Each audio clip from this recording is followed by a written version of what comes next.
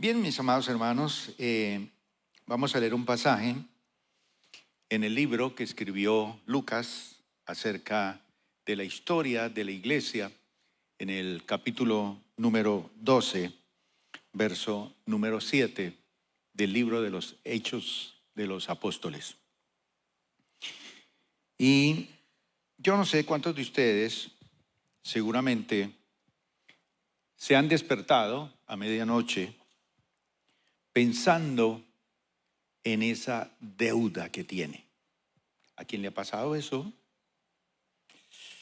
¿Qué voy a hacer? ¿Qué voy a hacer? Otros pensando en los problemas que lo están rodeando en estos momentos. Todos tenemos problemas, pero hay unos problemas que son muy, muy tenaces. Pero hay otros aquí que seguramente no han podido dormir pensando en esa persona que le está haciendo la vida imposible. Que le está haciendo esa vida imposible.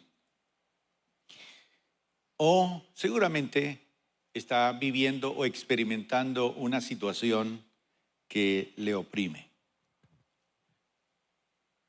Seguramente usted es una persona que ha perdido el sueño por la angustia, por el estrés, la incertidumbre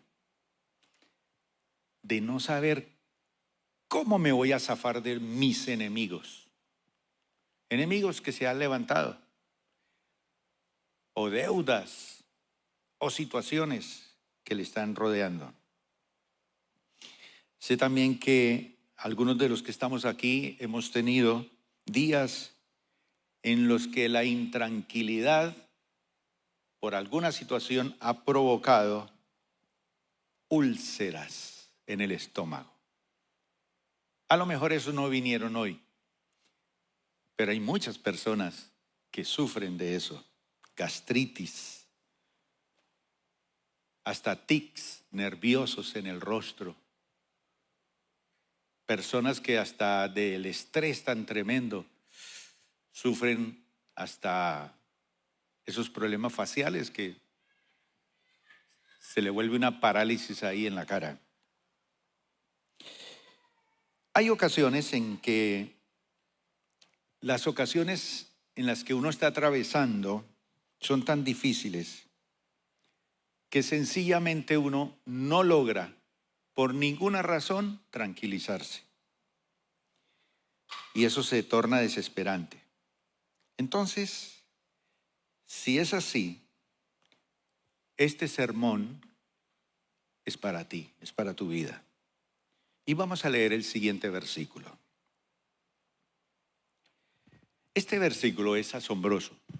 Hechos de los Apóstoles, capítulo 12, versículo 7.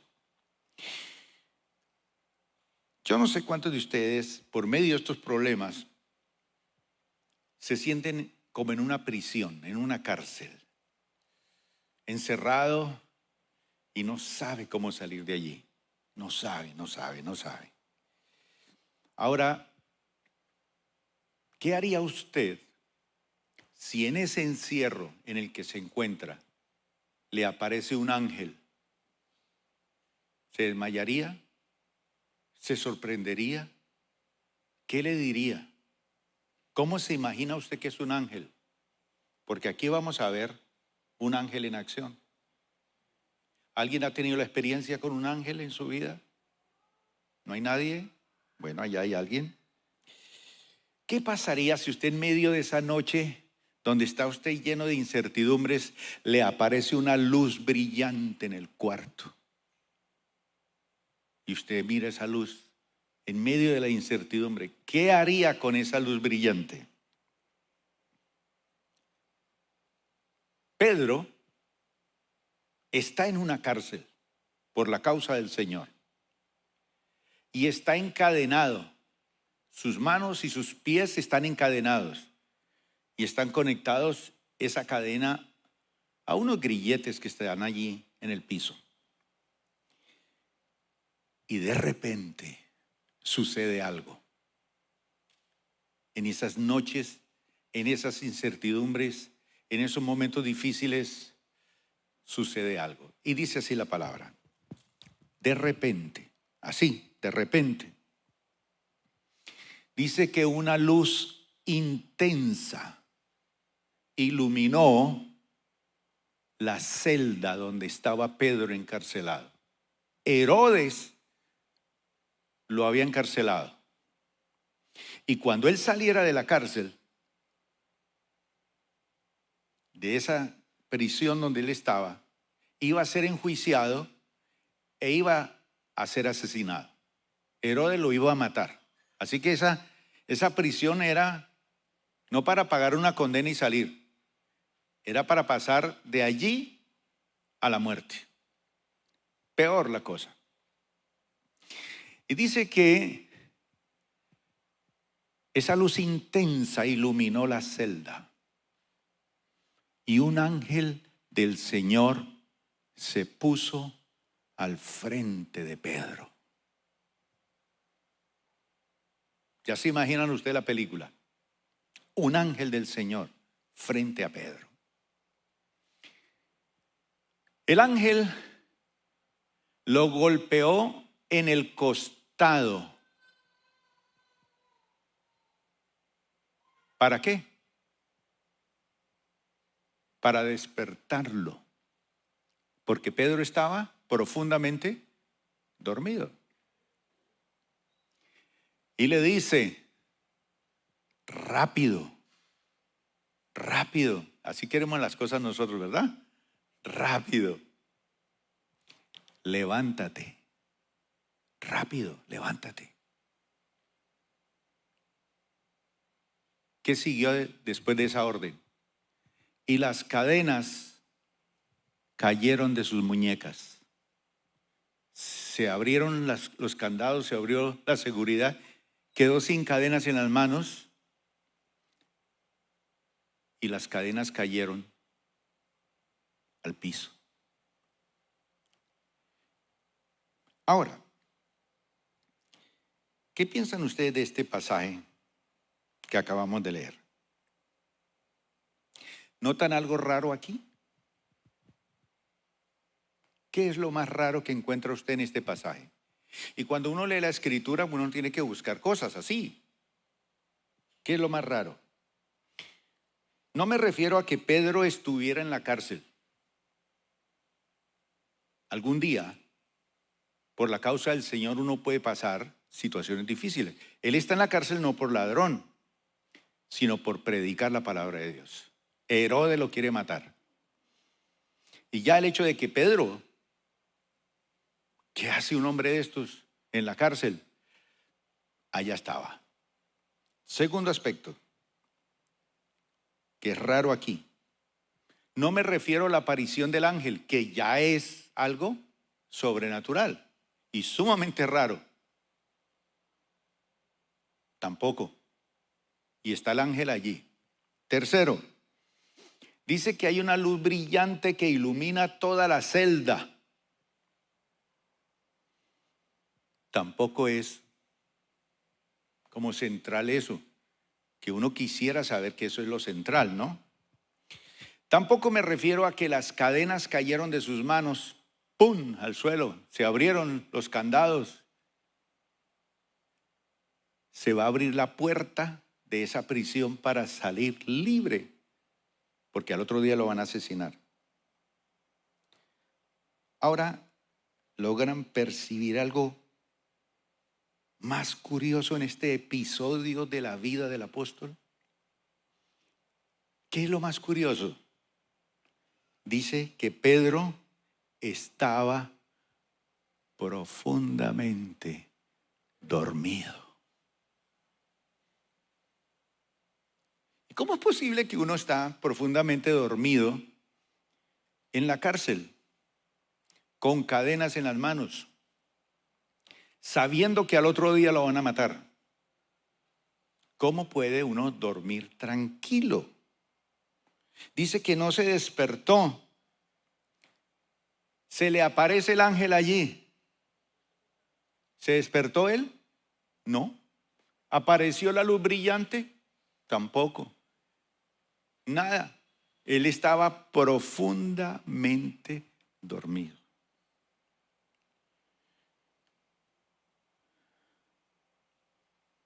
¿Cuál es la frase clave que encuentra uno aquí? Dormir tranquilo. Ahora levanten la mano los que duermen tranquilos. A ver, que usted puede decir, uy, yo le doy gracias a Dios que yo sí duermo tranquilo. Duermo tranquilo. Yo les conté una experiencia que tuve hace poco en Estados Unidos. Viajé con mi hijo de un lado al otro lado de la península de la Florida en un carro muy chévere, muy lindo. Pero no es el asunto del carro, es que lo sorprendente allí era saber que íbamos todos sentados y el carro iba solo. Lo único que demanda el vehículo es que uno tiene que de vez en cuando tocar el timón para que el carro interprete que hay alguien allí. Pero el resto él adelanta, frena, hace los cruces y yo paralizado todo el tiempo de ir en un vehículo que él toma todas las decisiones autónomamente. Y esas velocidades en esas autopistas y pasando por el lado de esas tractomulas y todo. Y él solo lo hace. Al otro día o a los 2 días, cuando mi hijo tomaba el control del vehículo, yo le decía, por favor, dele el control al vehículo. Me sentía más seguro que él manejara solo el carro, el que él no llevara, a que mi hijo tomara la dirección, adelantar o a frenar o esto. Porque no lo hacía con la precisión que lo hacía esa máquina. Entonces ya aprendí a cederle el control al vehículo. Bueno, ¿cuántos de ustedes les pasa en su vida eso? Usted maneja las finanzas. ¿Y cómo le ha ido? Debe plata aquí, debe plata allá. ¿Usted cree que puede manejar su hogar solo, a su manera? Y cada día se le emproblema más la vida. Dice, no, yo sé cómo controlar a esta mujer. Yo sé cómo la voy a controlar. Y resulta que perdido, hermano, perdido. Yo manejo mis negocios a mi manera. Yo hago todo lo que yo sé cómo hacerlo. Y todo le sale al revés. Y aprender a cederle el control al Señor es algo que hay que aprenderlo. No es fácil, no es fácil. Pero hay que aprenderlo. ¿Cómo es que Pedro? Ahora, Pedro no era una pera dulce. Ese tipo era impulsivo, era arrebatado, era muy parecido a nosotros. Estaba a punto de morir al otro día. Estaba preso por la causa del Señor. Estaba encadenado, estaba en medio de la situación más difícil. Pero estaba profundamente dormido.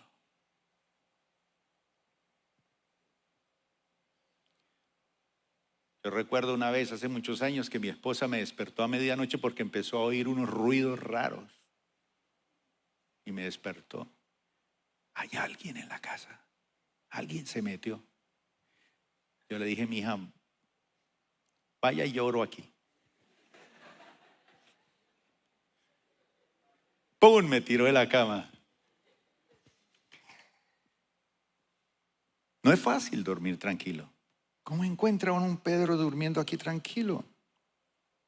¿Qué dice esto? Bueno, Pedro había aprendido un secreto: a relajarse sin importar las circunstancias. Había aprendido a cederle el control a aquel que tenía el poder de liberarlo de cualquier situación difícil. ¿Cuánto estamos dispuestos a hacer eso esta mañana? Cederle el control al Señor. Había un coro que cantábamos de uno de los profetas, ¿no? Muéstrame, Señor, tus caminos, porque estoy cansado de los míos y no quiero más errar. Pues siga terco manejando las cosas a su manera. Y ahí usted verá. Pero siempre yo les he dicho que tenemos que aprender a incomodarnos en nuestra vida como hacemos las cosas y abrirle espacio para que el reino de Dios se acomode en el espacio que le damos, para que luego nosotros nos acomodemos al reino.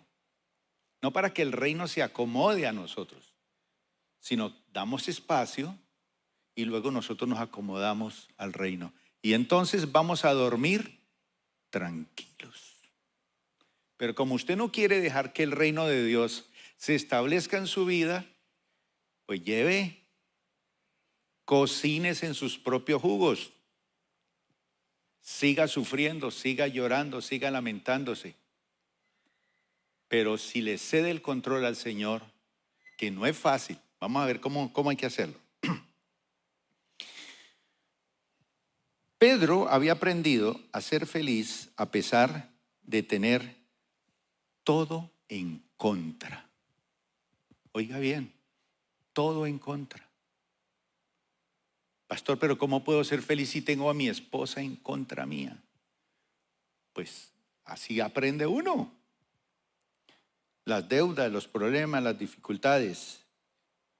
Estaba encarcelado. Lo iban a enjuiciar.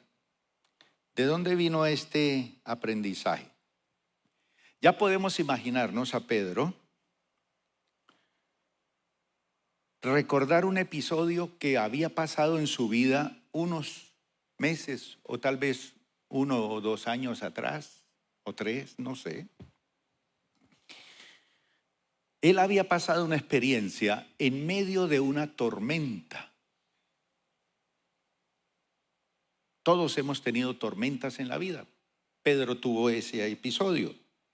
Él iba en una barca y dice que en esa barca él estuvo a punto de naufragar, de ahogarse, de morir, porque el oleaje era tan tremendo, fuerte,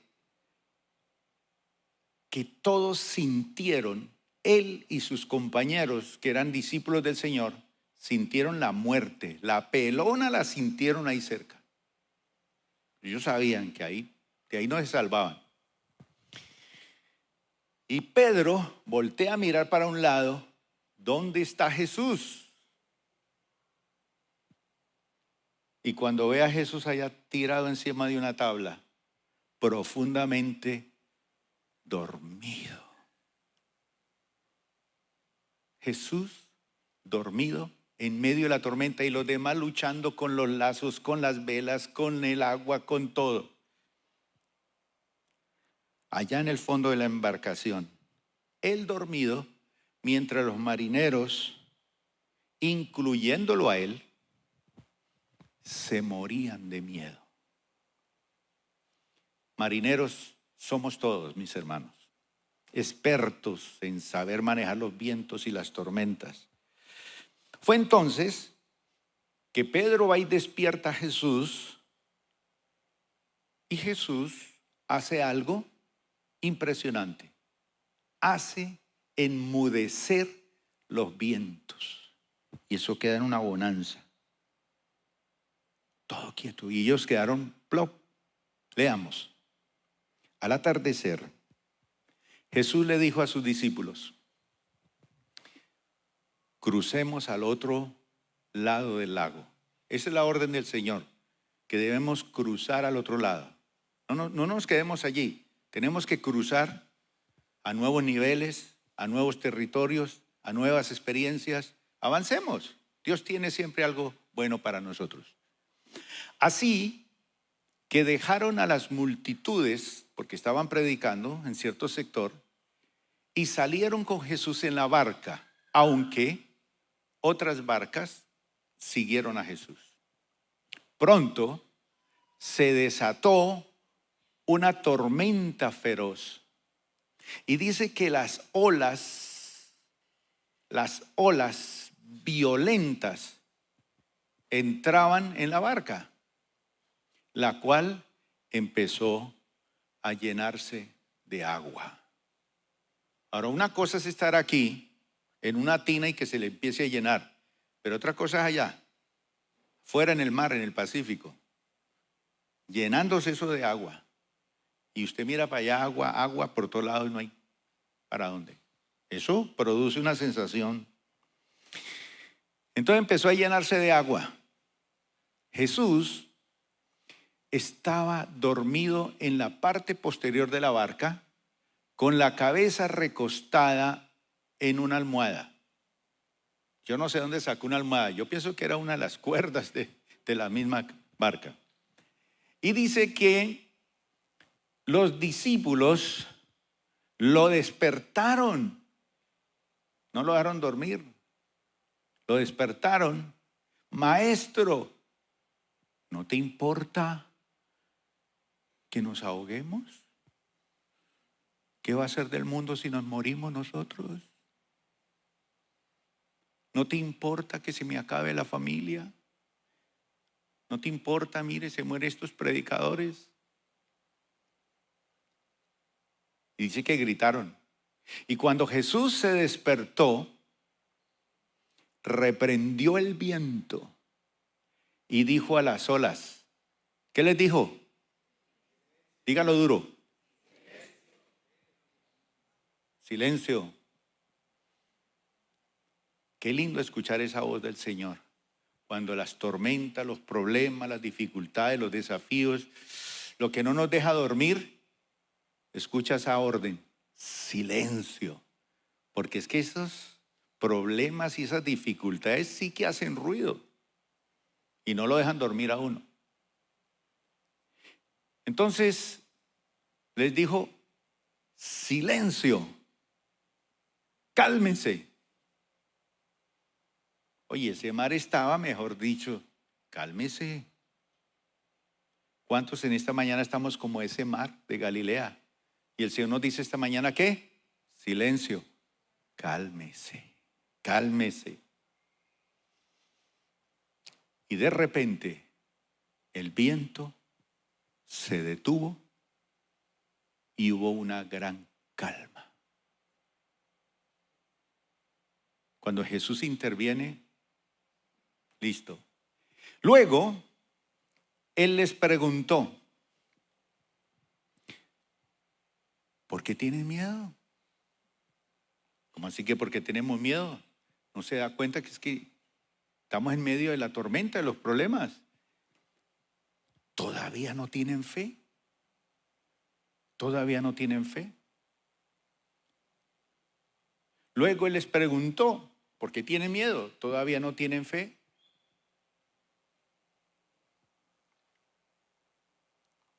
En una ocasión Jesús le dijo a los discípulos que nuestra fe es tan poderosa que podemos decirle a una montaña que se traslade al mar y será hecho. Y Él dijo, si tuvieres fe como un granito de mostaza. Y cuando Él estaba refiriéndose a eso, que con esa fe así uno puede mover lo que sea, no se estaba refiriendo al tamaño, sino a la calidad. Es la calidad. Entonces la semilla de mostaza la puede usted pisotear, no se daña. La puede golpear con piedras, no pierde. La puede quemar, fuego y nada. Es decir, es una semilla de una calidad resistente. Calidad. Esa fe resistente que no la apaga ni el fuego, ni los vientos, ni la piedra, ni que lo pisoteen, ni que lo sacudan, ni que lo ataquen, esa fe traslada montañas. Pero la semilla de mostaza es una semillita que crece, por eso Jesús habló de ella como el reino de los cielos, que es chiquitico, insignificante, pero crece de tal manera que después hasta las aves hacen nidos. Si el hombre que tiene fe, la persona que tiene fe, es tanto lo que Dios lo bendice, que otros vienen a hacerle nidos a uno ahí. Y se cuelgan y ponen sus pollitos ahí a costillas de uno. Pero de eso se trata. De eso se trata. Entonces la fe es una fe que crece y crece rápido, que va en un proceso de crecimiento. Y en tercer lugar, es la única semilla que no permite ningún tipo de injerto, no puede ser híbrida, es decir, pura, no acepta ninguna mezcla. Entonces una fe que es pura, que es resistente y que crece, es la fe que mueve las montañas. Entonces Jesús les dice, ¿dónde está su fe? ¿Dónde está su fe? Supóngase que llegaron a la orilla, al otro lado, y después estaban comiendo ahí hamburguesas a la orilla del lago, se olvidó la historia. Pero para Pedro, esa experiencia quedó en lo más profundo de su corazón. Y así sucede con nosotros. Venimos a la iglesia, escuchamos la palabra, escuchamos una linda historia y nos vamos. Entonces unos se van para un restaurante, otros para otro restaurante y otros se olvidaron de la historia. Pero hay algún inteligente aquí que dice, Dios me habló. Dios me mostró algo. Eso lo acepto, lo utilizo en mi vida y lo voy a poner en acción.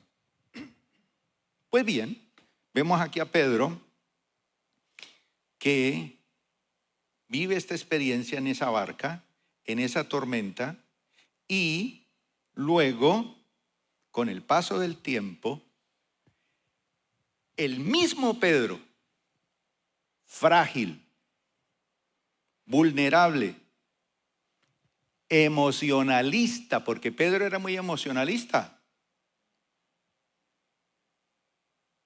¿Recuerdan cuando tomaron preso a Jesús esa noche? Él sacó la espada y ¿qué? ¡Sa! Era un tipo así. Él solucionaba los problemas así, cortando orejas. Y Jesús tuvo que decir, no, guarde la espada, así no es. Y le puso la mano en la oreja y se la pegó otra vez. Así no es, así no es. Emocionalista, cambiante. Si me toca morir por causa tuya, muero.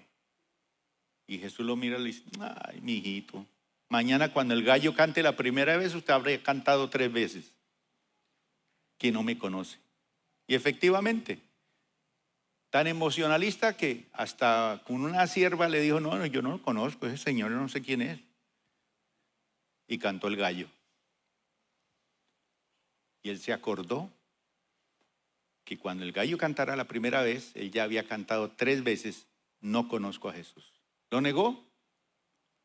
Así era, cambiante, impulsivo. Pero ese Pedro había aprendido a entregar el control a Dios y a dormir tranquilo. No importando si estaba en la cárcel o en la casa de un amigo, había aprendido la lección del maestro. Qué bendita confianza para todos cuando necesitamos que nuestra vida comience a ser fuerte en medio de los afanes, de la ansiedad, y que nuestra vida aprisionada, encarcelada, encadenada, aprenda del maestro que Él es el que tiene el control de todas las cosas. Entonces aprendemos de este curioso ejemplo de Pedro unas lecciones. La primera,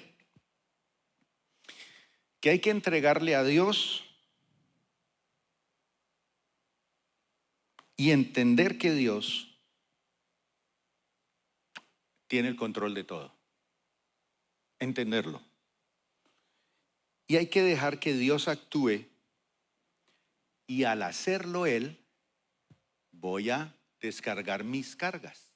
Veamos lo que dice la palabra del Señor. Salmo 55, 22. Mire lo que dice la palabra. Entrégale tus cargas al Señor. ¿Y qué? Y Él cuidará de ti. No permitirá que los justos tropiecen y caigan. Otra versión dice, echa sobre el Señor tu carga y Él te sustentará. No dejará para siempre caído al justo. ¿Aprendemos eso del maestro? ¿Cuántos están aquí dispuestos a cederle el control a Dios y dejar que Él actúe? Déjelo que Él actúe. Él lo sabe hacer, pero nos va a dar la enseñanza. Segunda lección,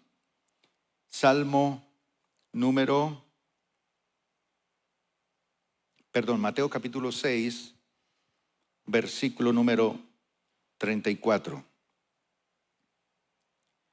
¿Qué dice? Así que no se preocupen por el mañana, porque el día de mañana traerá sus propias preocupaciones. Pero eso es mañana. Hoy tranquilo, almuerce. De pronto esta noche se muere y ya mañana otro tiene que encargarse de ese problema. Dice, los problemas del día de hoy son suficientes para hoy. No se preocupe por los de mañana. Entonces, segunda lección, no sacas nada con preocuparte por aquellas personas, por aquellas situaciones o por aquellas cosas de las que nada puedes hacer. Deje que Dios tome el control. No se preocupen por el mañana, porque el día de mañana traerá sus propias preocupaciones. Tercera lección, Salmo 30, 11. Tienes que vivir la vida feliz a pesar del informe que le dio el médico. ¿Qué dice el informe médico? Tienes 90 días, te vas a morir. Tienes una enfermedad huérfana. Su empresa se muere este año. Sus hijos no van a salir adelante. Ese es el informe que recibimos todos los días, que esto no va a salir nada bien. Entonces, a pesar de la crisis financiera, a pesar de las amenazas de muerte, aprende a disfrutar el a pesar de. A pesar de, voy a vivir la vida feliz. Salmo número 30, verso 11. Dice el salmista, tú, Señor, cambiaste mi duelo. ¿Quién ha tenido un duelo alguna vez? Que le murió alguien, ser querido. ¿Y quién se está riendo en un duelo? Nadie. Está pensando uno. Pero él dice, tú cambiaste mi duelo, ¿en qué? En alegre danza. Me quitaste la ropa de luto y me vestiste, ¿de qué? De alegría. Lo dice su palabra. Tú cambiaste mi duelo en alegre danza, me quitaste la ropa de luto. ¿Cuándo sucedió eso? Cuando Cristo llegó a nuestro corazón. Por lo tanto, vive la vida feliz. Cuarta lección. Salmo 121, versículo 4. Hay una cosa que usted no puede olvidar jamás. Todos los que estamos aquí necesitamos dormir. Y el sueño es reparador. Pero hay alguien que no duerme.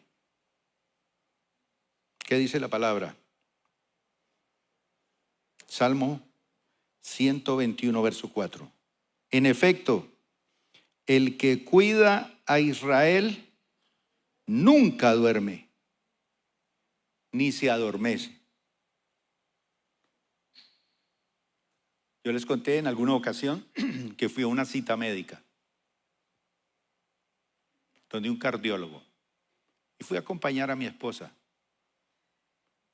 El médico era un anciano y me atendió como a las 2 de la tarde. Y el anciano escribía allí: ¿qué es lo que usted tiene, señora?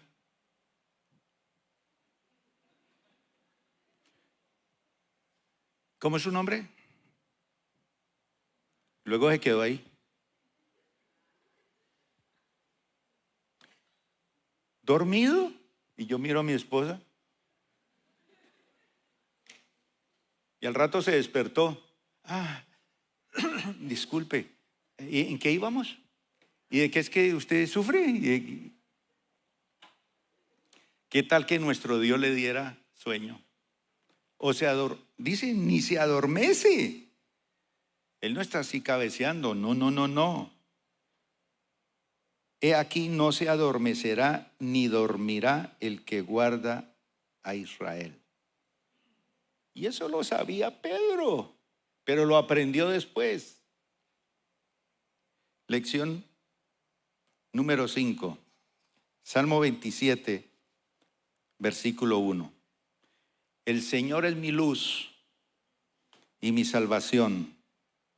Entonces, ¿por qué habría de temer? El Señor es mi fortaleza y me protege del peligro. Entonces, ¿por qué habría de temblar? ¿Cuál es la lección aquí? Vivir estresado, nervioso, preocupado, angustiado, no honra a Dios. No honra a Dios, porque el Señor es mi luz y mi salvación. Lección número 6.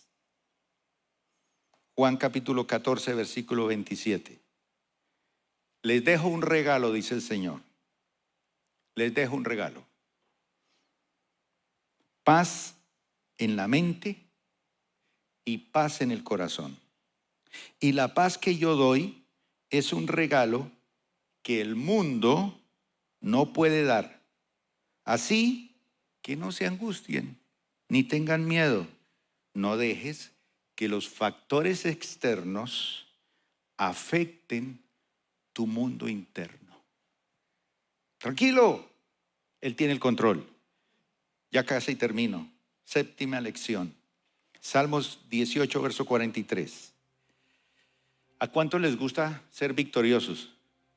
¿Cuánto le hubiese gustado que Colombia hubiese ganado?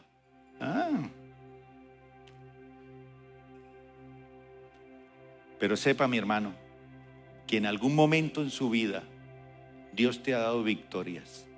Y las victorias de ayer te ayudarán para que vivas hoy. Y las victorias de hoy te ayudarán para que vivas mañana. Dice aquí: me diste la victoria sobre los que me acusaban. Me nombraste gobernante de naciones. Ahora me sirve gente que ni siquiera conozco. El Señor va poniendo eso. Salmo 119, verso 105. Tu lámpara, tu palabra es lámpara que guía mis pies y una luz en mi camino. Cuando hay oscuridad, cuando hay tormenta, vaya a la palabra, porque la palabra es luz. Lee su palabra, medita en ella, y eso le va a dar dirección, la que tú necesitas. Póngase de pie, mi hermano. Salmo 4, verso 8.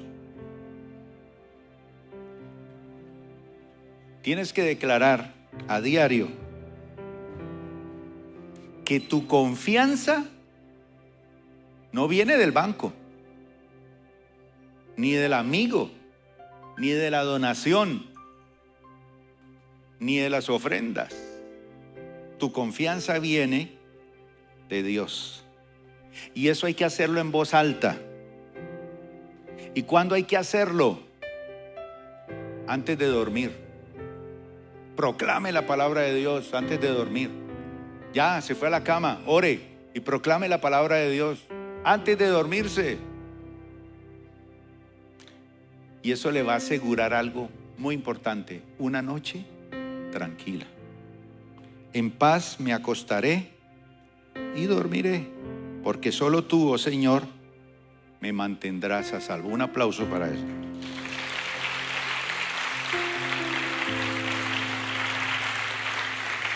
Último versículo, Proverbios 16:3.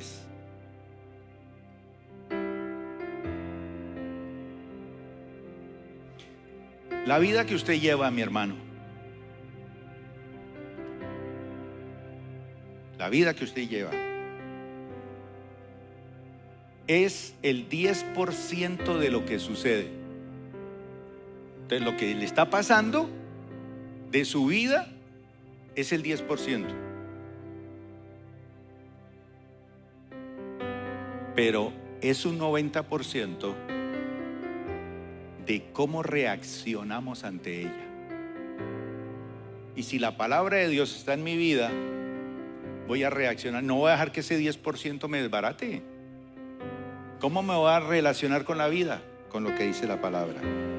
Salmo, Proverbios 16:3. Todos al tiempo. Pon todo lo que hagas en manos del Señor, y tus planes tendrán